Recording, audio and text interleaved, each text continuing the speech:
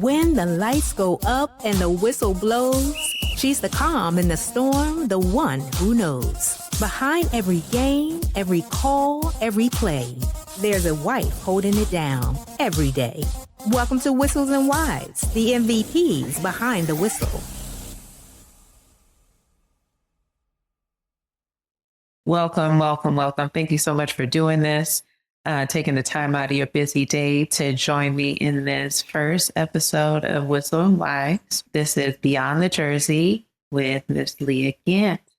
I do have a quick bio here that I took from your website. So I'm going to go ahead and read it if that's okay. And then you go ahead and add to it. Let's see.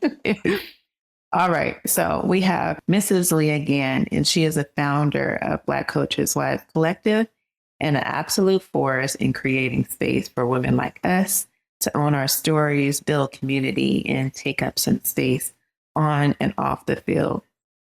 In this episode, we're going to be talking about how to maintain or rediscover who we are beyond the jersey, beyond our husband's titles, and beyond game days.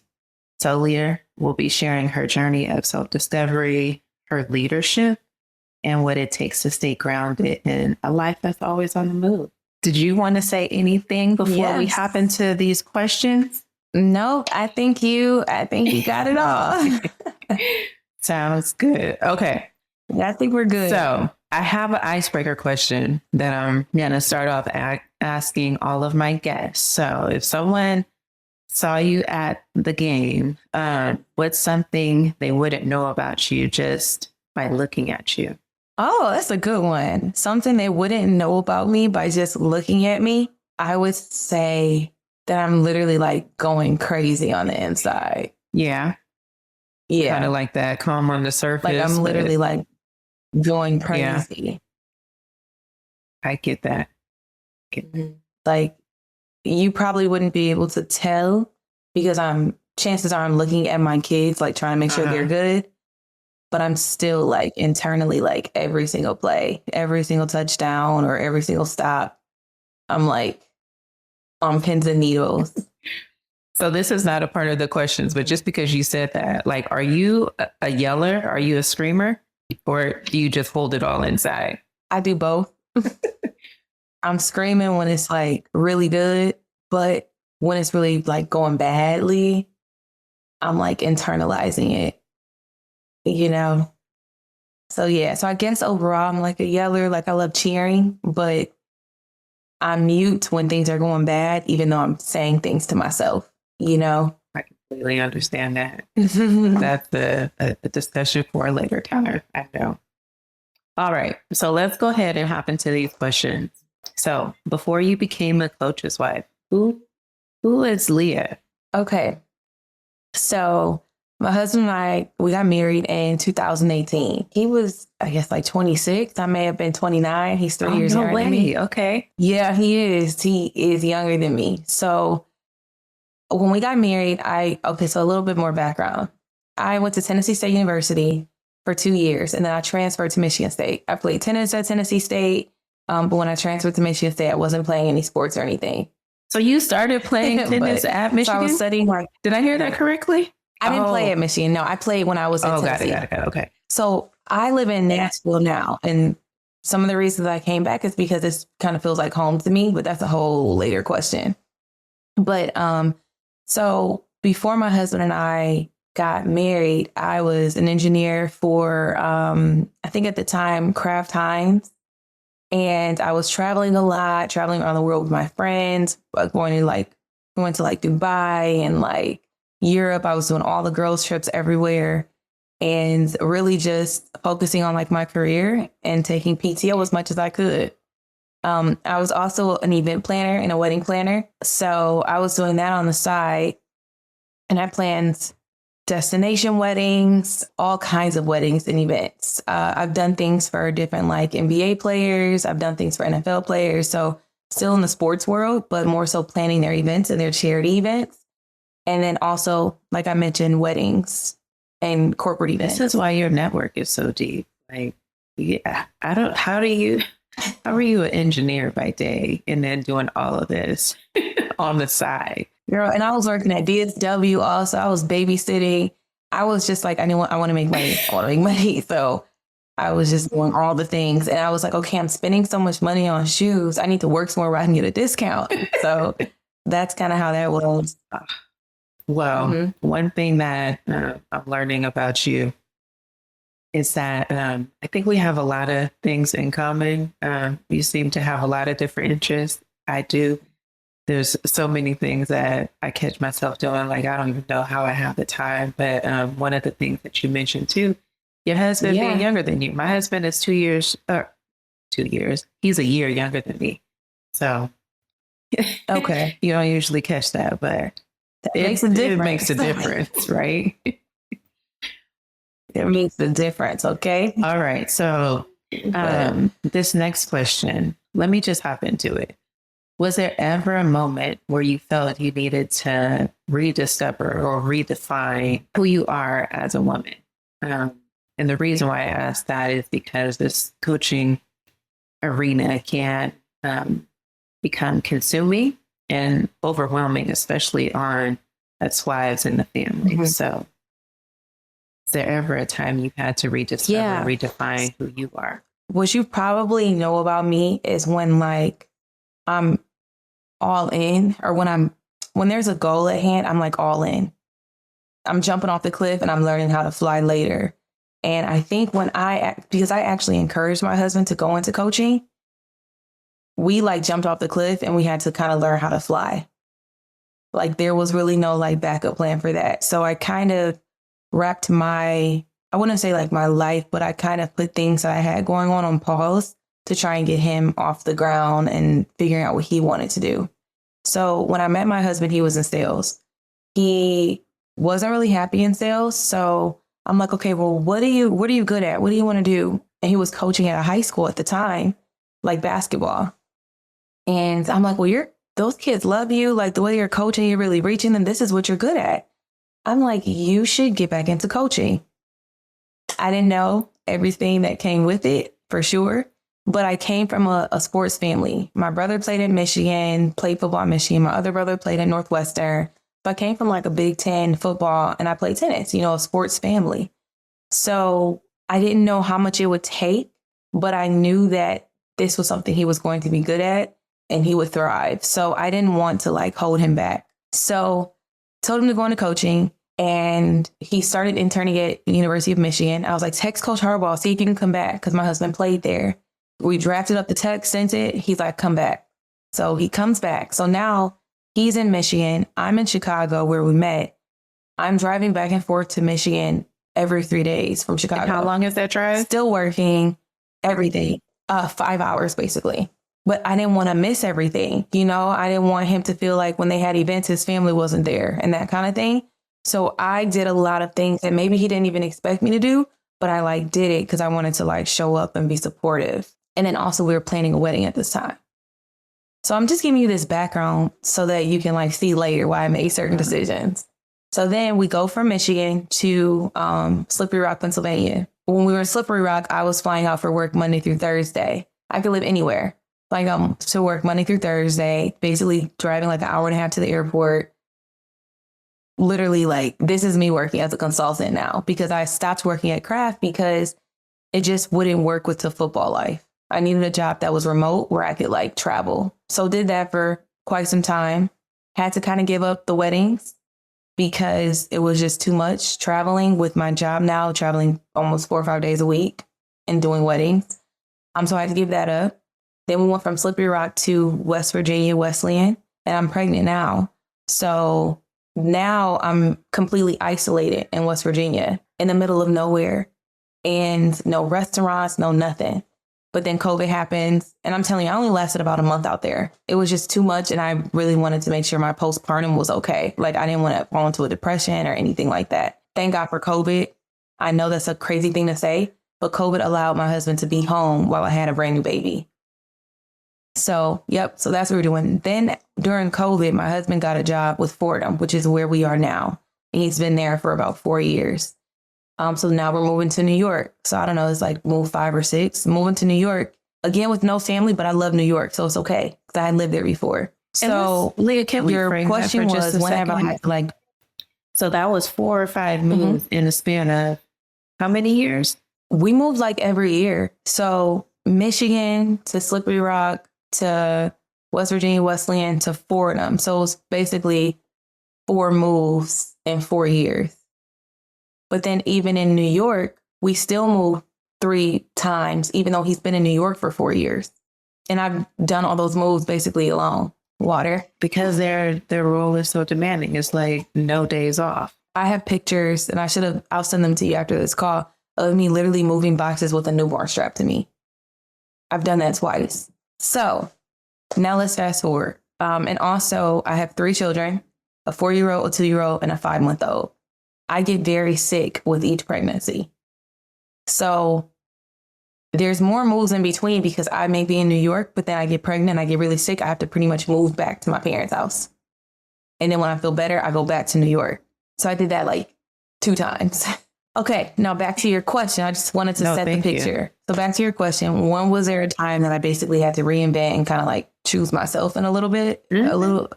Yes. Is that kind of what the question was? Okay. So right now I'm in Nashville. My husband's in New York. And now was the time that I had to do that. That was not always the plan. The plan was, I had a job opportunity here in Nashville. I originally was going to just fly back and forth, like from New York to Nashville. I had looked up all the flights. I had looked up, all the details.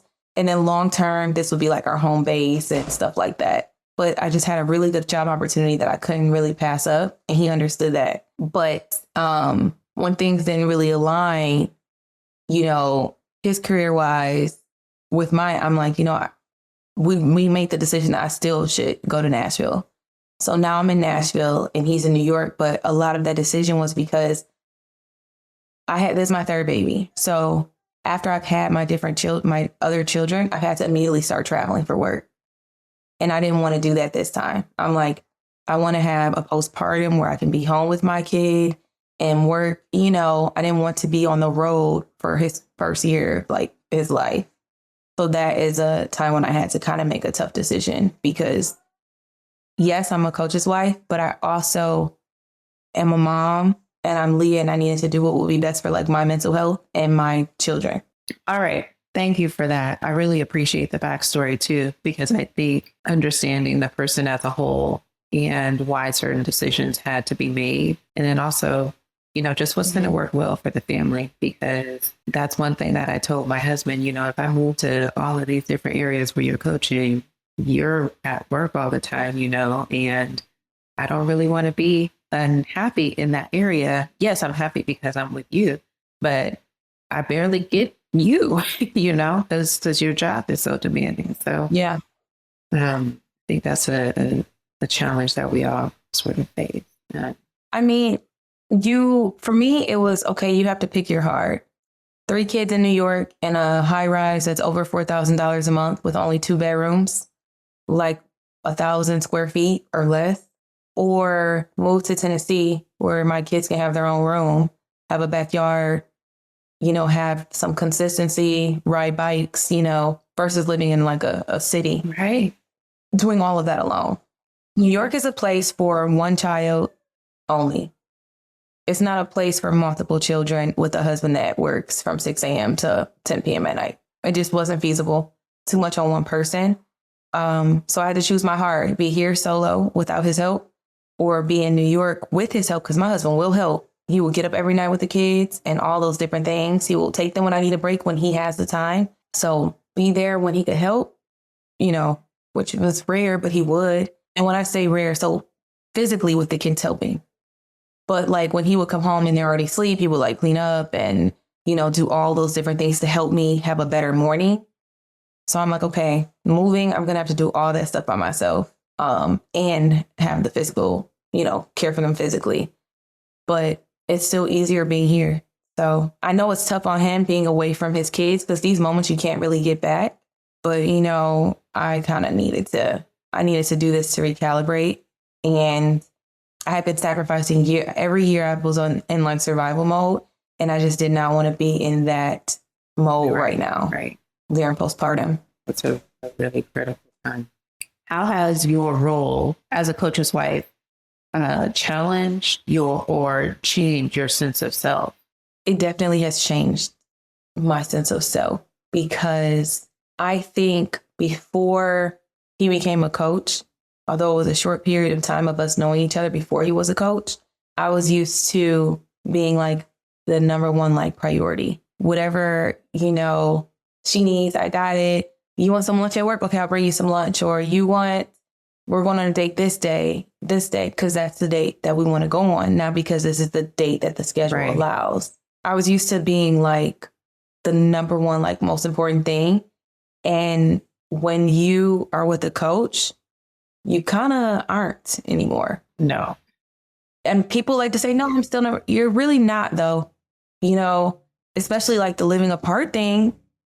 And I don't want to ruffle any feathers, but if we were like number one, we wouldn't have to live apart. If we didn't want to move, then we wouldn't be living apart. So that's the difference. Whereas before I was like, well, we can go wherever you want to go, not that he's like a follower, but it's just like your happiness is the most important thing. So how do we make sure you're happy? And being married to a coach is not that. No, being married to a coach definitely creates a whole other layer. Priorities, scheduling, availability, all of the above. Mm-hmm. A topic for another episode, but it just makes me kind of think of, friends and family. Do they always understand like what that means? Or, we won't go all the way there right now. But yes. Yeah, definitely. That's a whole nother story. But I will say this, my best friend, her father was a basketball, he's retired now, was a basketball coach in college. And when her mom found out that, my husband was going to be coaching, she said, "Are you prepared to be a single wife?" Really? And I was like, huh? And I understand exactly what she means now. So there we go. And I thank you for bringing that up too, because we do have some wives whose coaches or husbands are in basketball. So I'm slowly learning about that area too. I want to learn more. So what inspired you to start the Black Coaches Wives Collective? Because first, when I got introduced to it, I was at the convention, and this was, I guess, 2 years ago, maybe 3 years ago now. And I think it was your second baby. What's your second baby's name? I'm sorry. Ace. I think you had just had him. Mm-hmm. And I had baby fever at the time, but I sat close because I was like, let me just try to absorb some of this baby energy right now. But yes, tell us about how you started and the reason behind why you started Black Coaches Wives Collective. So as I mentioned, like when I have a goal or like a plan, I like dive all the way in. So there's a couple reasons like behind starting BCW. One, it was actually an event at Michigan. I was not invited to it because my husband was an intern. And I was like, that's not cool. Like, y'all invite me to everything else, the baby showers, everything we're up to bring the gift, but I'm not invited to this. And it was fun. So it was like a concert. They had a suite. And I'm like, oh, okay. So I was like, I get it, though, because these staffs are huge. So sometimes it's only just like position coaches that it's only space for. So I get it. But I was like, I don't like that feeling. Like, I've never not been invited to something. So I want to create my own thing where, for everybody, like, I don't want it to be where because you're not on this level, you can't come, or here's the hierarchy, you can't come because of this. I wanted it to be for everything. And then I also realized that women of color and, minorities, we have a little bit of a different experience when it comes to this coaching thing and living and being married to a coach. So I was thinking about that also. But then as it started to grow from 3 people to 300 along that way, I'm like, this is an amazing network we're building. It became people becoming friends, and girl, my husband's interviewing with the Jets. Okay, so that means his position is going to be open with the Tampa Bay Buccaneers. So shoot, can your husband pass my husband's resume on? So it became a network. So now I'm like, well, this could be a way for me to be able to help my family. So now I've got my girls that I can chit chat with who understand the struggle, because again, you don't want to complain about being with the coach to people who are not with coaches. They won't understand it at all. And the advice or whatever they say is not going to be in alignment. The wrong advice can ruin your life. So you want to talk with people who get it, who knows, okay, she's just tripping because he said he was going to be here at 5 and now it's 7. I get it. She'll be okay tomorrow, you know? So that is another reason why I started it. So really just building like the community and then building the network. And I know that everyone is not going to necessarily vibe with me and my personality, but there's going to be someone in that chat that you click with and you're going to find something in common with, and you're going to have a friend to walk you through those different seasons. So that's kind of why I started it. And then I met so many cool girls along the way. We put an e-board together, and they've really kind of been driving it forward, because as a coach's wife, you know, you're busy and, you know, you go through different seasons while your husband is going through his seasons. So my seasons, when I'm down, this e-board comes together and they continue moving things forward. When I don't have the energy or the capacity to manage a check-in call or be the support that I want to be to everyone, these other people kind of step up and do it. And then when I'm back on top, okay, I can do it again. So that is why I started it. Awesome. And we are grateful for you for starting it. There are many times where I go into the chat and try and catch up, but usually we have a good topic going on, or a question or a thought or just inspiration. I participated in one of the fitness groups, and that was pretty fun too. So yeah. So I wanted to create like an area for people to be like vulnerable. So in this industry, you know, there are certain things you cannot say. There are things you can't say publicly. There are certain things, even if you want to say it, you can't. So you have to kind of keep it all in. But I wanted to create a space where it's like, hey, you can be vulnerable here. This is a safe space. And we're all kind of like family. And then I also created smaller groups. So like you mentioned, the fitness group, the mommy group, the Bible study group. Then we also have the different regions. So some people thrive better in smaller groups and not necessarily communicating with 300 women at one time. So the smaller groups, again, just building different communities. And like we have a real good group in Memphis. They're all high school, college, like professional, everything. And they do so many meetups. And it's like, cool, now I have somebody in my area because I'm moving to all these different states. When I get there, I automatically have community. Right. Which is hard to get when your husband's moving. I don't know if you've touched on it on your podcast yet, but moving so much as a coach's wife or as a coach, always having to start over. Some people don't thrive in that. Right.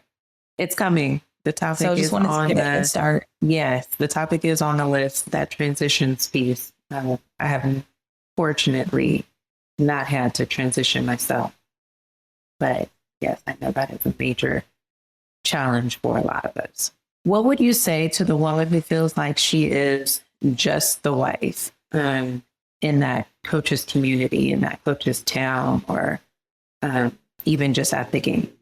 I think I have two perspectives. So just a wife, I don't think there's anything wrong with being just a wife. Like if your husband's in a position to take care of you guys and all you have to do is be a wife and chill and relax and go make homemade pasta or whatever your heart desires, live in that. I feel like sometimes, and I think a lot of African-American women don't let people take care of them. Yeah. Like we always have to be doing something. Like, oh, I need to contribute to the family. I need to contribute to the house. You being there is you contributing. Yeah. You're supporting him. Now, that might be an unpopular obviously, opinion, but a good one, right? Yeah. Hey, if you can, I was with a wife out here in Tennessee. She's like, yeah, I was like, do you work outside the home? She's like, no. And I was like, oh, congratulations, girl. Like, if you can chill. She's like, well, it wasn't always like that. I did this. I'm like, I'm not saying that as like prove to me what you did to earn that spot. Right. Because you don't have to earn that spot. Like, you don't have to prove to me that you worked corporate and did all this. You're enough. You deserve to relax, you know? But then to the woman who maybe was forced out of her job and didn't really want to let go, because we do have some women in our group that are extremely ambitious and have these really nice, high paying jobs and things like that. But with moving, you kind of maybe forced out of it. I would say get back to it. So if you want to work and you want to create this other identity and feel like you're contributing, if you want to, get back into it. Find consulting roles. Do what makes you happy. Now, for the woman who feels like she's just a wife, but not really caring about the career, but just kind of feels like empty, travel. If your husband is on the road and you don't necessarily want to go with him, go on a girls trip. We have a girls trip coming up with BCW to Scottsdale. Just want to throw that out there. Do things that make you happy. Like me, yes, I just had a baby, but I work out 6 days a week. So I find time to have my time. Like that's my time. Right. So I think it's just important to find things to do for yourself so that you reach your own goals. Set goals. You could be a stay-at-home wife and still have goals. Absolutely. But if you're a stay-at-home wife, it's no shame because that's my goal. It's my goal too. I can't wait. That's my goal. Maybe I don't move around the world. That's Right. my goal. And I'm going to work out every day. Yep. Every day. All right. Let's move on to the next one. How do you stay connected to who you are, especially during, well, the question is during football season, but I think in this, even recruiting season is busy. But yeah, how do you stay connected just to yourself when things really pick up, I guess? During the season, I would say I can't do anything too extreme, like because childcare is expensive. So I can't do anything too extreme where my husband's going to be working these crazy long hours. But I can try different recipes. I can work out, even if it requires me now to get there at 5 a.m. because he has to leave the house at 6. It still takes a little bit of sacrifice. I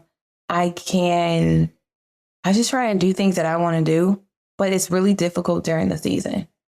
I really kind of take advantage more so when he's off. Like this year, I'm going to Greece with my friends in July.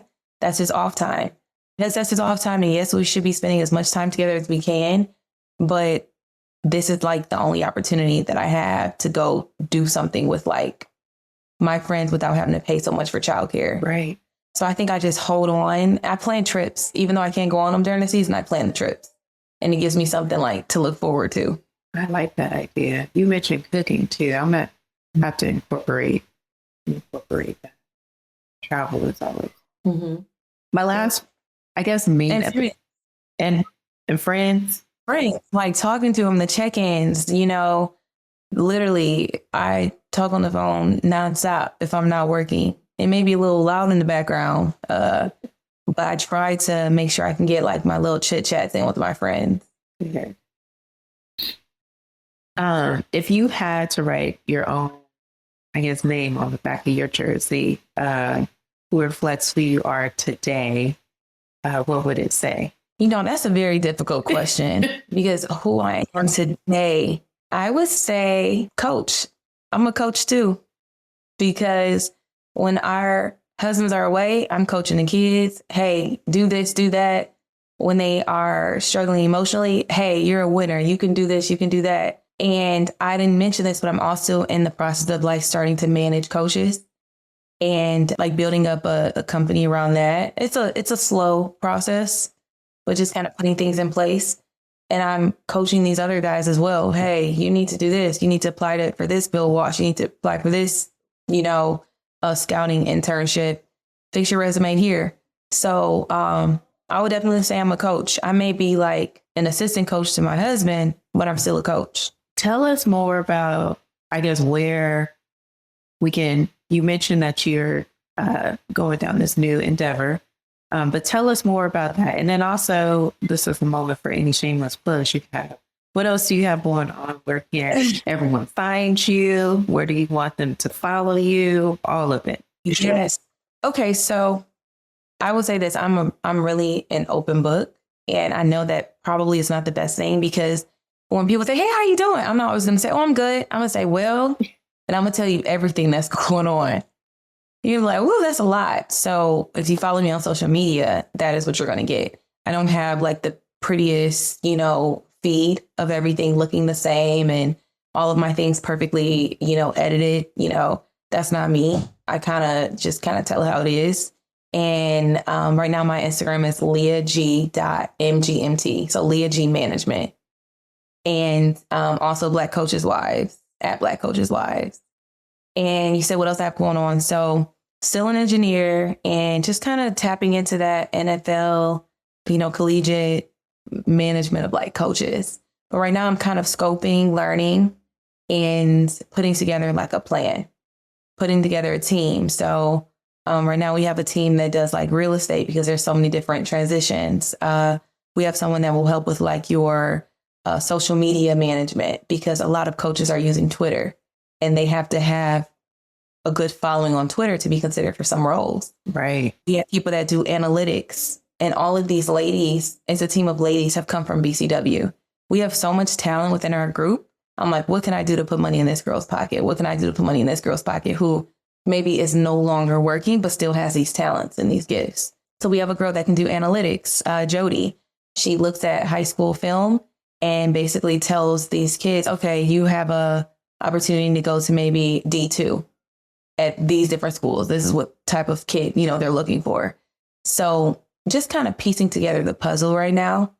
Because once we launch it for real, it's going to be like explosive. It's going to be a one-stop shop.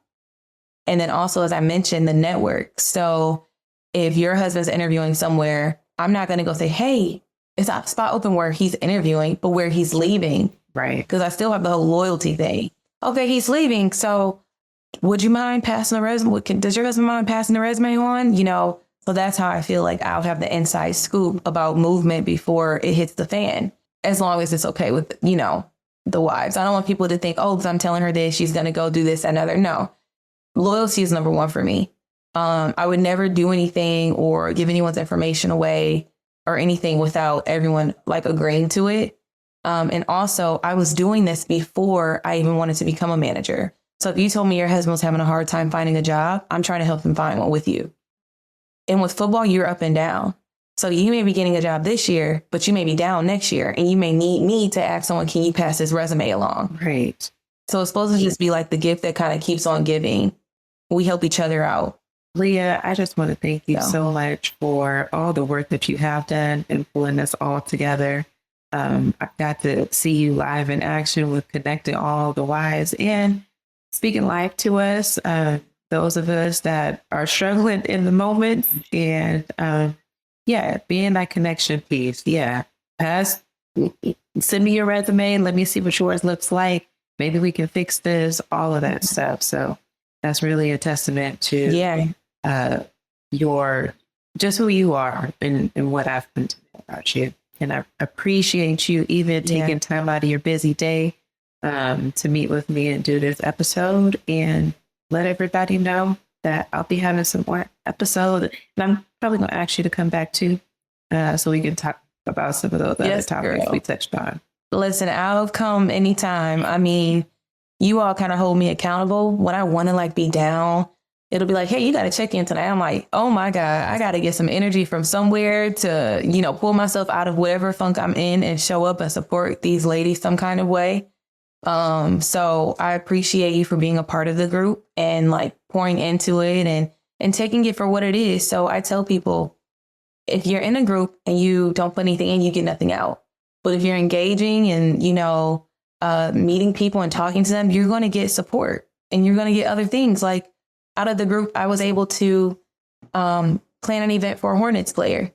Someone's cousin was a Hornets player, and now they're putting money in my pocket, and putting me in position to win. So again, what you put in is what you get out. So I encourage any other wives that are listening to this podcast, tap in.